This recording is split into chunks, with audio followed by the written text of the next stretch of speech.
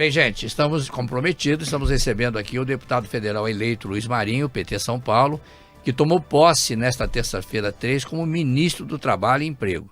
Todos sabem que Luiz Marinho é advogado, foi ministro do Trabalho e depois ministro da Previdência Social nos 2 primeiros mandatos do presidente Lula entre 2005 e 2008. Também foi prefeito de São Bernardo do Campo. Boa noite, ministro. Queremos agradecer a sua presença aqui na Rádio Capital, falando para o Brasil. Boa noite, Luiz Carlos. Um prazer enorme falar contigo. Quero dar meu boa noite a todos os ouvintes da Rádio Capital. Um prazer enorme, mais uma vez, estar falando com vocês. Eu estou à tua disposição. Estou aqui com o Fábio Patrício e a Lívia Almeida. Vamos aí começar a perguntar para o senhor algumas coisas aqui que nos interessam. Os ouvintes têm batido muito naquilo que nós colocamos ontem aqui na sua posse, né? Porque em seu discurso de posse, o senhor prometeu apresentar uma proposta de valorização permanente do salário mínimo. Aspas para o senhor. Quero convocá-los para em um curto espaço de tempo, oferecemos ao presidente Lula uma proposta de política de valorização permanente do salário mínimo a ser apresentado ao Congresso Nacional. Fecha aspas. O reajuste real do pagamento mínimo foi uma das prioridades do novo governo. Inclusive, até aconteceu na PEC, né? Passou de 1.212 para 1.320. A gente já pode considerar que isso aí já é uma proposta, né, de promessa de governo, ministro? É o início do cumprimento dos compromissos do presidente Lula na campanha eleitoral. Sim. Ao fixar o salário mínimo 1.320, portanto mais de R$100, adicional do que estava previsto pelo governo anterior, sinaliza, né, que vamos sim levar a sério o compromisso de valorizar a base salarial de todo o país. O salário mínimo é a grande base, é a grande referência. Se o salário tende a crescer ou tende a cair, quando você não aplica sequer inflação, muitas vezes, como aconteceu em vários momentos na política brasileira, você induz uma queda da massa salarial da classe trabalhadora. Quando você tem uma política que valoriza o salário mínimo, que valoriza as negociações coletivas, que valoriza o mercado formal de trabalho, você fortalece a renda da massa salarial, você induz um processo de crescimento dos postos de trabalho, o crescimento da economia. Foi o que nós fizemos no governo Lula e no governo Dilma.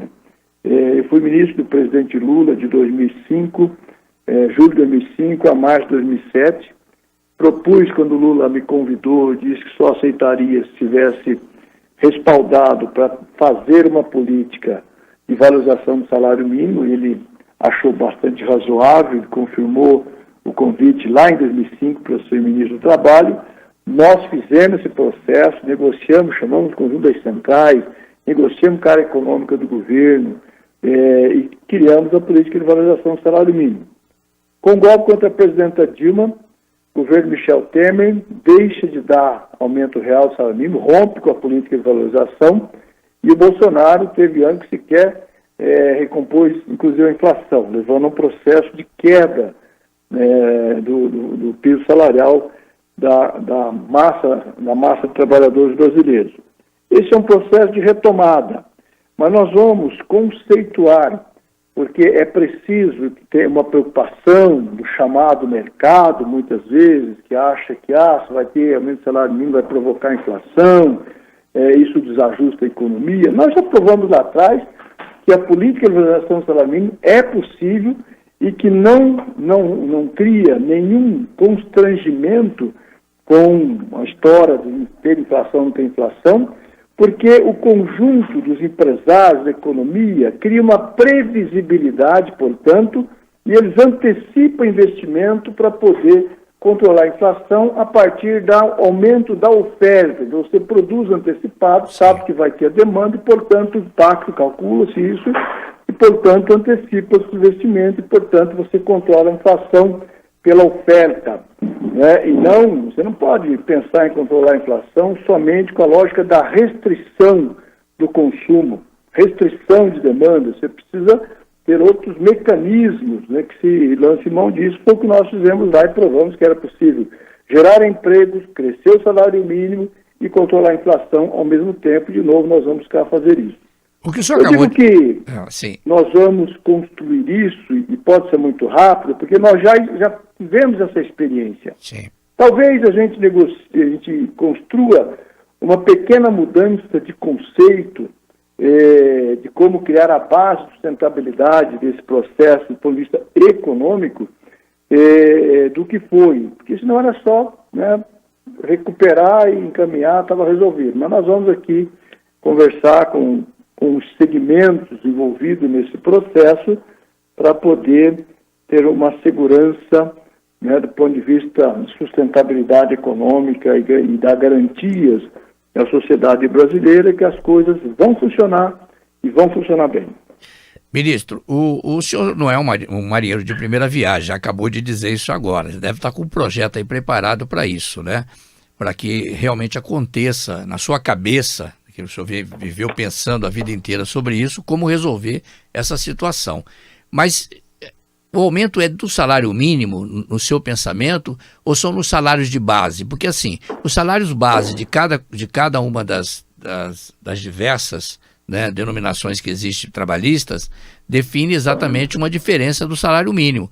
O salário mínimo aí para os aposentados é uma esperança muito grande, né, ministro? O senhor está dando aí uma esperança para os aposentados aí muito grande. É isso mesmo, ministro? É isso mesmo, mas não só para os aposentados, pensionistas, mas para todo o mercado de trabalho, para o trabalhador informal, economia solidária, enfim. Na verdade, o salário mínimo ele acaba sendo a grande base salarial do país. Os pisos de categorias pode ser acima, e deve ser buscado ser acima do salário mínimo. Mas, com a política de valorização do salário mínimo, muitas vezes, muitas categorias passam a adotar o salário mínimo como piso salarial. Sim. Então, na prática, ele acaba sendo a grande base dos salários do Brasil inteiro. E, a partir daí, as categorias, as centrais sindicais, os sindicatos, podem discutir, né, com seus empregadores, com seu sindicato patronal, qual vai ser o piso salarial daquela eventual categoria, daquele eventual segmento de trabalhadores e trabalhadoras, que pode ser um salário mínimo e meio, 2 salários mínimos, 3 salários mínimos, enfim. Você pode ter um parâmetro para balizar qual será o piso das categorias. Mas, acima de tudo, o salário mínimo ajuda a organizar, especialmente aos pensionistas, aos aposentados, que às vezes está com o salário mínimo caindo, a sua capacidade de compra, ele viu piorar a sua qualidade de vida. Portanto, nós estamos dizendo aqui, 2023, nós fizemos já, né, esforço do presidente Lula em negociar a PEC da transição, incorporar o aumento do salário mínimo já de partida, e esperamos que 24 nós já tenhamos a política, voltar a política a vigorar de valorização do salário mínimo. Portanto, as pessoas já podem criar condições de projetar qual seria o valor do salário mínimo a partir de janeiro de 24. Maravilha. Fábio Patrício. Boa tarde, ministro, tudo bom? O senhor destacou também que trabalhará para regulamentar as relações trabalhistas, principalmente as que envolvem aplicativos, plataformas, né, considerando questões relativas à saúde, segurança e proteção social, para garantir o que o senhor disse, né, e denominou como padrões civilizados para esses vínculos de prestação de serviço. A gente já vai conseguir ver essa regulamentação acontecendo nos primeiros meses do governo Lula? Não, isso vai demorar um pouquinho mais, né? Nós vamos ter que fazer um processo de construção, né, de qual será o formato, as possibilidades, né, e na sequência nós vamos ter que oferecer, né, ao presidente Lula, depois discutir com as centrais, com os segmentos, com as empresas, com o segmento empresarial, oferecer ao Congresso Nacional qual o formato. Quando entrará em vigor vai depender muito dessa capacidade nossa de dialogar com o próprio parlamento e a agilidade do parlamento em criar as condições para que a gente possa entrar em vigor. Muito bem. Lívia Almeida. Boa noite, ministro. Aqui é a Lívia Almeida. O senhor disse que pretende acabar com o saque aniversário do FGTS. É isso mesmo? Sim, nós precisamos levar em consideração o seguinte: o FGTS foi criado em 1967. Até ali, nós tínhamos, a classe trabalhadora tinha, a partir, completasse 9 anos e meio de relação de trabalho, nós tínhamos estabilidade no emprego. No momento, o governo do momento, o parlamento do momento, criou o Fundo de Garantia, em substituição à estabilidade. Então, os trabalhadores deixaram de ter estabilidade. E naquele momento, era por adesão. Evidentemente que poucas empresas permitiu o direito do trabalhador de fazer adesão ou não ao sistema. A grande maioria impôs. Ao fazer adesão e depois, com o tempo, só vigora o formato do Fundo de Garantia, não tem mais estabilidade no emprego, no regime privado, os trabalhadores tinham, porque é o seguinte, quando tinha estabilidade, quando saísse, ele receberia a indenização em dobro. Quando implanta o sistema de Fundo de Garantia, ele deixa de ter, na rescisão de contrato, a remuneração em dobro, e passa a ter como compensação a poupança criada pelo Fundo de Garantia, que a conta é individualizada de cada trabalhador, pode acompanhar qual vai sendo o seu saldo de mês a mês, de ano a ano. E quando ele era demitido, ele sacava essa poupança acrescida de 40% da multa que a empresa, o empregador, na hora de demissão, teria que fazer o pagamento. Ok? Muito bem. Então, foi pensado para duas questões importantíssimas. O fundo vai financiar habitação. Ao financiar habitação, você pode dizer que ele está fazendo, né, um investimento, o trabalhador pode recorrer a isso, mas também ele ajuda a gerar emprego. Então, o Fundo de Garantia, ele tem a tarefa, o fundo, de criar a política habitacional, financiar a política habitacional, mesmo tendo gerar empregos. E quando ele é demitido, ele serve para proteger, dar uma poupança para o trabalhador, fazer a administração da transição para um eventual novo emprego. O que acontece com o governo, o último governo, que trabalhou esse processo para, no desespero de colocar dinheiro no momento aqui, naquele momento dos trabalhadores, não está gerando emprego, não está gerando oportunidade. Então, bota lá, criou a história do saque aniversário. O saque aniversário, ele constitui um processo de enfraquecimento do fundo para ter a política de investimento para gerar empregos e no processo habitacional. 1, 2. O trabalhador já começou a dar conflito de um trabalhador demitido, vai sacar o fundo, não tem fundo, porque ele retirou ao longo do tempo, todo ano ele retira no aniversário. Então, quando ele é demitido, ele não tem a poupança. Então, gera esse desconforto, ou seja, ele deixou de cumprir aquela função. O cidadão é demitido, não tem o salário e não tem a poupança criada pelo Fundo de Garantia que podia socorrer por X tempo a sua situação, a sustentabilidade da sua família. Então, esse é o grande problema. É evidente que não vai ser assim, o ministro vai assinar um decreto amanhã, assinar uma portaria amanhã, ou vai encaminhar um decreto do presidente amanhã. Não é assim. É evidente que nós vamos submeter ao Conselho Curador do Fundo de Garantia e vamos discutir esse processo. A FEBRABAN está preocupada porque fizeram um grande negócio com isso, da história do consignado. Então, assim, o saque do Fundo de Garantia no aniversário acabou sendo a base de garantia para os bancos oferecer o consignado. O problema é que esse consignado está muito alto e, portanto, nós vamos ter que discutir. A FEBRABAN já me procurou, evidentemente, quer discutir. Tá bom, vamos conversar, não há problema nenhum. Aqui é o governo do diálogo, não tem mais canetada, canelada para lá e para cá. Vamos dialogar sempre. Mas é preciso, sim, reconstituir o papel do Fundo de Garantia de proteção ao trabalhador e proteção para poder gerar empregos, possibilidade e oportunidade para a classe trabalhadora.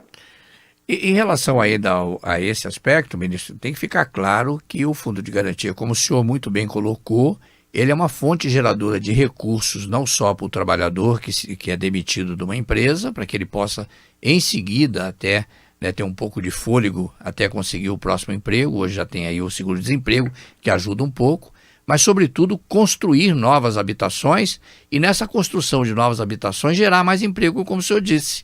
Quer dizer, então isso, no saque, isso diminuiu violentamente essa proposta de habitação mais rápida para aqueles que realmente necessitam de uma habitação mais popular, né, ministro? Desvirtuar totalmente o papel do fundo, porque também lançar financiamento de outras alternativas, como a Santa Casa, saúde, enfim. Evidente que as Santas Casas precisam de financiamento, precisam de suporte, mas não é desse fundo aqui. Esse fundo aqui tem a função constitucional, são duas: proteção ao trabalhador, a sua poupança, e investimento na habitação, olhando geração de empregos. E o fundo, eu quando fui ministro do Trabalho, lá em 2005 e 2007, quando assumi algumas centrais de cais, eu pedi que a gente repetisse o que tinha acontecido no governo Fernando Henrique. Não sei se você se lembra, o governo Fernando Henrique liberou para que os cotistas do fundo pudessem comprar ações na privatização da Petrobras e da Vale do Rio Doce, entre outras empresas. Vieram me pedir que eu liberasse mais um período para que o pessoal pudesse comprar. E eu disse, não vou fazer isso. O que nós vamos, eu vou propor ao presidente Lula, propus ao Conselho Curador do Fundo também, e foi aprovado, foi criar o Fundo de Investimento do próprio Fundo de Garantia para fortalecer ainda mais o próprio fundo e poder remunerar melhor os correntistas do fundo. Então criamos o Fundo de Investimento do próprio Fundo de Garantia, para investir em saneamento, para investir em infraestrutura urbana, enfim, criar condições de cumprir mais uma função além da habitação, desde que a habitação não tivesse consumindo a totalidade desse potencial. Então, essas possibilidades para proteger, para valer o fundo, fortalecer cada vez mais e poder gerar, portanto, na outra ponta, sempre olhando geração de emprego, geração de possibilidade do mercado de trabalho, que isso é o papel do Fundo de Garantia e também é o papel do FAT.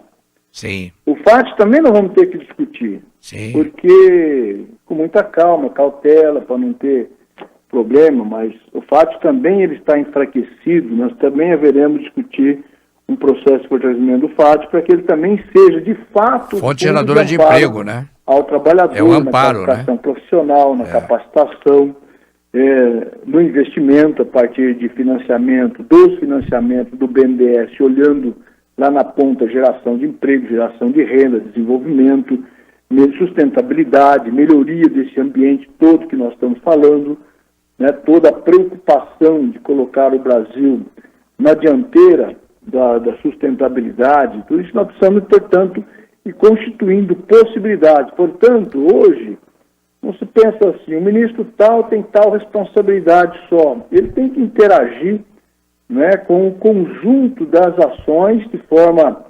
a chamada transversalidade, portanto, você ser a ministra do Meio Ambiente, ela se preocupa com o trabalho, o ministro da Indústria e Comércio se preocupa com o meio ambiente, com o trabalho, com não permitir discriminação, oportunidade para a juventude, povo negro, enfim. É um governo que atua olhando a sociedade. Tem que ter sinergia, né, ministro? Criar melhores condições de vida para o nosso povo. Tem que ter sinergia, renda, né?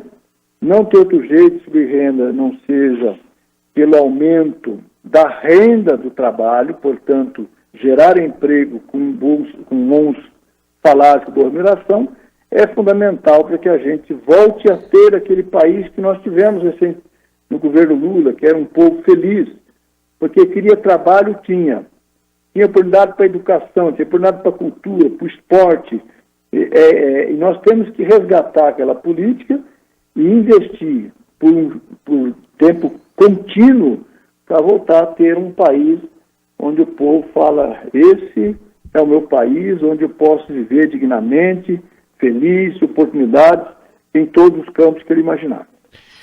Ministro, obviamente a gente está ocupando aí bastante seu tempo, né? Mas eu tenho uma pergunta que eu gostaria de lhe fazer em relação ao emprego, de uma forma geral. Eu acredito sempre que nós perdemos exatamente essa base do emprego, porque o emprego no Brasil mudou, né?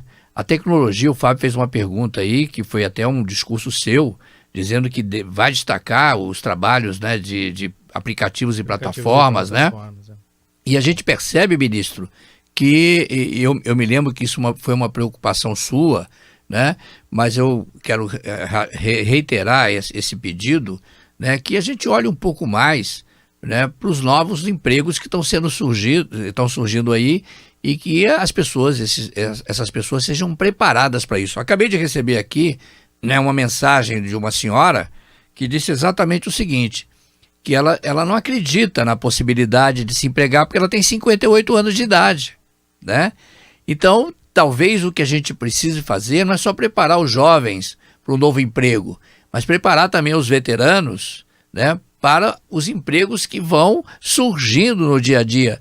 Existe alguma possibilidade disso, ministro, da gente pensar um pouco mais nos idosos, naqueles que precisam realmente de uma nova oportunidade de emprego?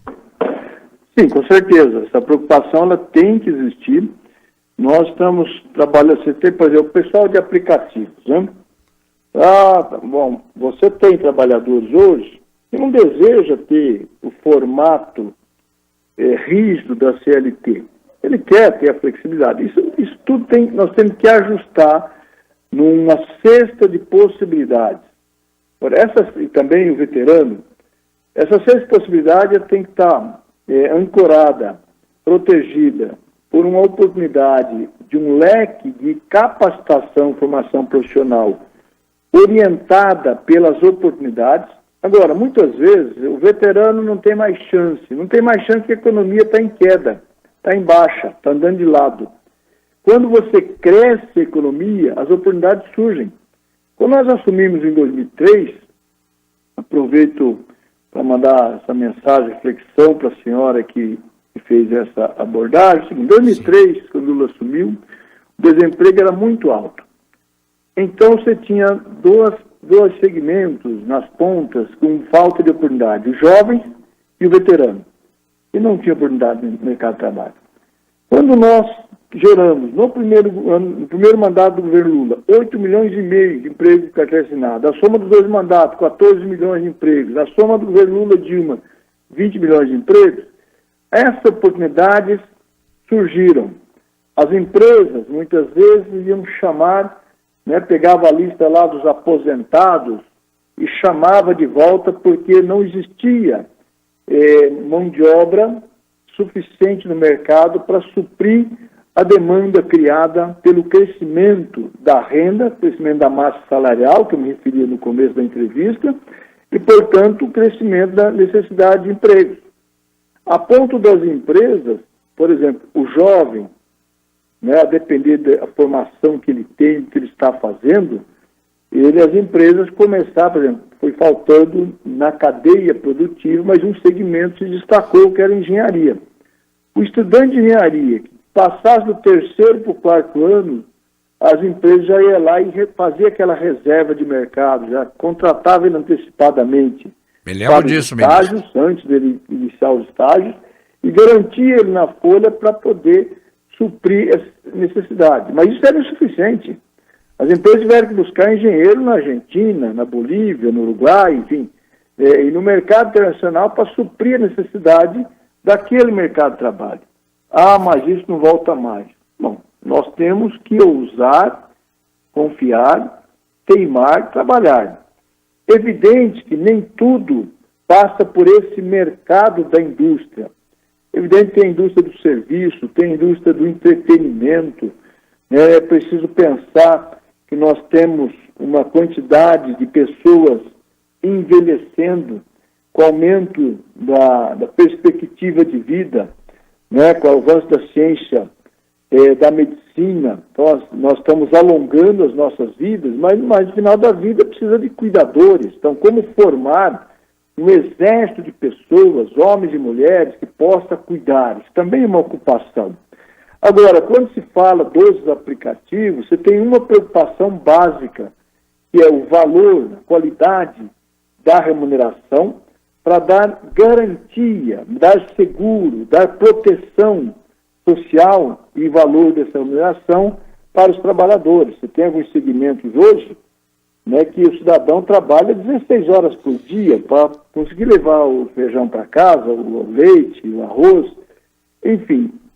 Um cidadão que tem que trabalhar obrigatoriamente, eu trabalho 16 horas por dia, 14 horas por dia, mas é uma função, né, que é uma missão. O trabalhador tem que levantar de manhã, né, tem que trabalhar de segunda a segunda, passando por sábado e domingo, trabalhando 14, 16 horas por dia para sobreviver. Isso é um trabalho semi-escravo. Ministro, sem interromper o senhor... Essa questão é que nós precisamos responder. Ministro... Então, quando nós estamos falando de regular isso, sim, não é em perseguição à plataforma que fica lá, o dono lá nos Estados Unidos, que está faturando, que é bilionário pra caramba, os mais ricos do mundo, não sei o que tal, a gente nem sabe quem é direito, e o trabalhador aqui no algoritmo, né, deixando o pelo, né, para poder levar o leite para casa. Então, isso é preciso discutir. Os motoboys, por exemplo, trabalham no risco, sofrem um acidente, você não tem absolutamente nenhum seguro social, não tem nenhuma proteção social, quem vai arcar? Primeiro, vai impactar no custo do SUS. Segundo, vai impactar com o desespero da família, porque se ele deixou de trabalhar, não tem como aumentar a renda, porque não tem nenhum processo formalizado para proteger ele nessa ausência da sua capacidade de trabalho.